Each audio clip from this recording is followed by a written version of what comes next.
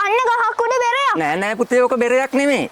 මේ ඕකට කියන්නේ මීලු කුලක් කියලා. ඒ කොහොමද මාමේ ඒක හදලා තියෙන්නේ? ඒක හදලා තියෙන්නේ පුතේ කිතුල් ගහක කිතුල් කොටයක් කපලා ඇතුලේ මදේ සුද්ධ කරලා ඒකට දෙපැත්තෙන් මේ පියන් දෙකක් සවි කරලා මීමැස්සන්ට යන්න විතරක් පුළුවන් වෙන්න.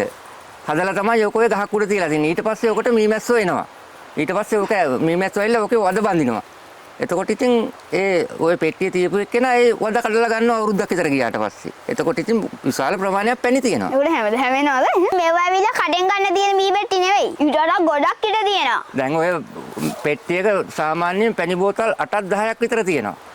ඒ කොහොමද මේවට වදින්නේ? ඊගඟට පෙට්ටිය වල තියෙන මේ ලීයක් දානවද? මේ ඔය කිතු කොටේ මලුනවා. වදේ අලෝලා ලොකුට හදා ගන්නවා ඒගොල්ලෝ.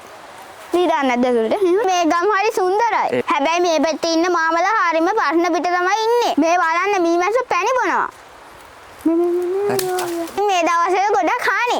මේ නාය ගිහිලා මිනිස්සුත් මැරිලා. නැන්ද මාමේ? ඔයගොල්ලෝ දන්නවද මං කොහෙද ඉන්නේ කියලා? කිතුල්ගල. බයි බයි.